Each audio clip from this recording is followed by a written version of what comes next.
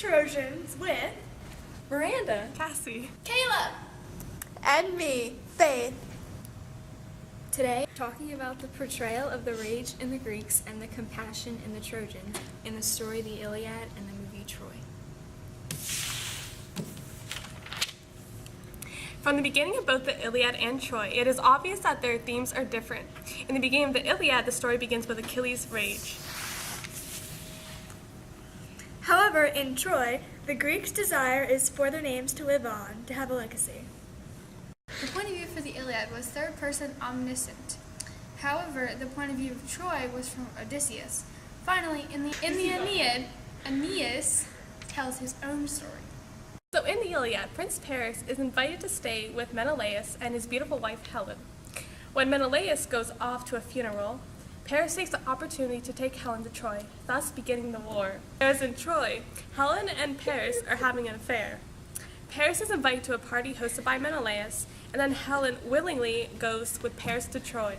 Okay, so this war has started, and it obviously ties into the Greek mythology. How do the Greek gods fit into this? Well, the gods answer the prayers of their respective sides, but altogether they decide the fates of the war and everyone in it. Troy starts out with Agamemnon's army and another group fighting for an alliance to fight against the Trojans. So now that we know who Achilles is, I have a question. Isn't there a fighter on the Trojan side who can match Achilles? There is, sort of. His name's Hector. He's basically the Trojan version of Achilles. However, the two are very different by means of their personalities. Hector is much calmer than Achilles is. He is very big on honoring the gods, honoring the city of Troy, and most of all, honoring himself. He also takes the opinions of his men into consideration, something Achilles never did. But their biggest and probably most important difference is that Achilles is favored by the gods and Hector is not. This becomes very clear in their final battle. What happens in the final battle? Hector tries to make a truce with Achilles. Whoever dies, their body will return to his comrades and not be destroyed. Does it work? No, Achilles eventually wins the battle and kills Hector. He then stabs Hector's body multiple times, drags it around, and refuses to return it to the Trojans. That's harsh. His poor family, how do they react? His father, King Priam, has to be held back by his fellow Trojans because he is so upset. His mother and siblings are very sad. His wife, however, has a different reaction. She's sad, but not for Hector, but for their child. Why? Hector's wife realizes that with Hector gone, Troy will fall to the Greeks, and that her and her son will probably have to work for them for the rest of their lives. Very sad. That's a sad future to think about. It is.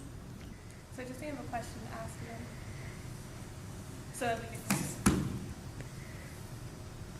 How is Priam and Achilles' interaction in the text different than the film? So, Priam and Achilles' interactions in the text is very different than it is in the film. In the text, for example, when King Priam goes to get back Hector's body, Achilles and Priam, they share the one begging Achilles, and they actually cry together. Whereas in the film, Priam has a little bit more of an attitude towards Achilles. He actually does get Hector's body. In both the film and movie he does. However, in the film, Achilles does acknowledge Priam as being a good king to his people. Even though Priam and Achilles don't exactly agree on getting the body back. Like, he'll give it back, but he wasn't as honorable as he was in the text. And you can't forget that in the text it was the gods who told Achilles to allow the body to be returned. They told him. Oh, and one more side note. In the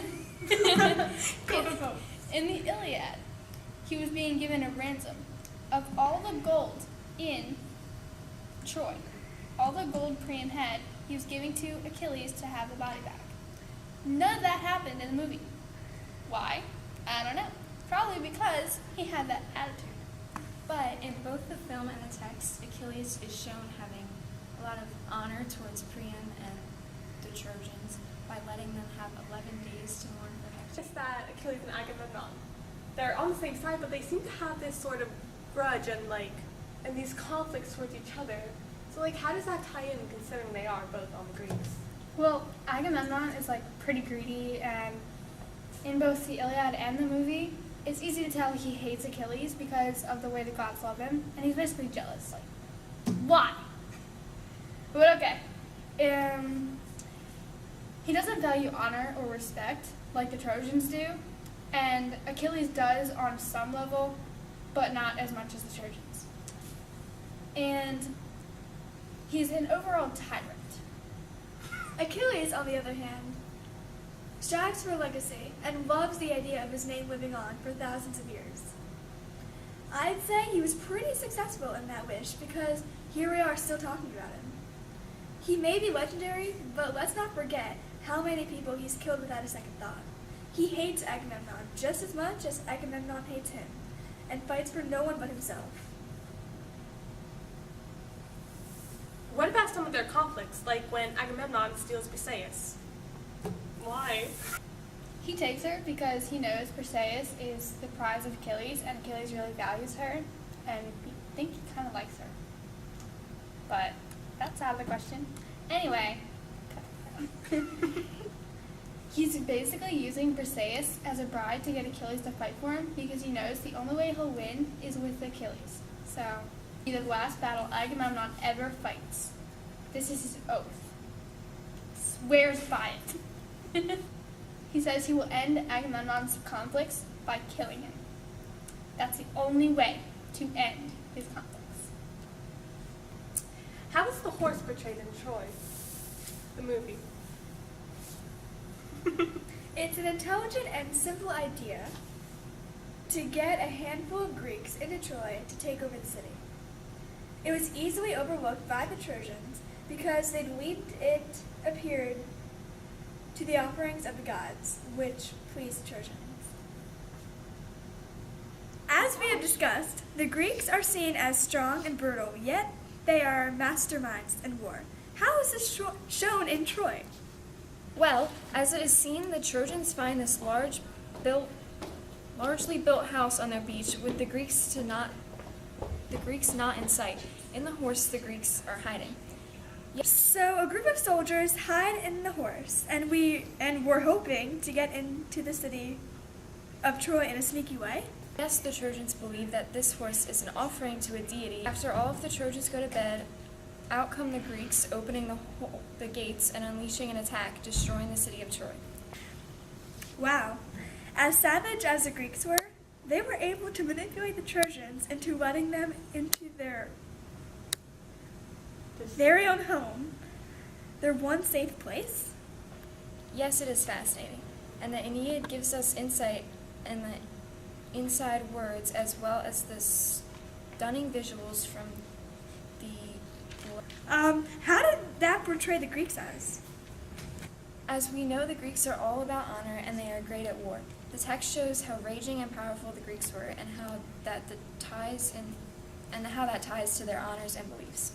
In the Aeneid, it was told in the point of view of the Trojans. How does this perspective show the Trojans in a different light? In the Iliad, we learned how the Trojans were much kinder than the Greeks. They were more compassionate and family-oriented. The Aeneid shows how evil the Greeks are and that the Trojans fall for their tricks because of their kindness and sympathy. And that was our show. Thank you for joining us, and be sure to tune in next time when we talk about how the Romans become an empire. Bam! Yeah, okay, hurry up. All right, gotta go. End it.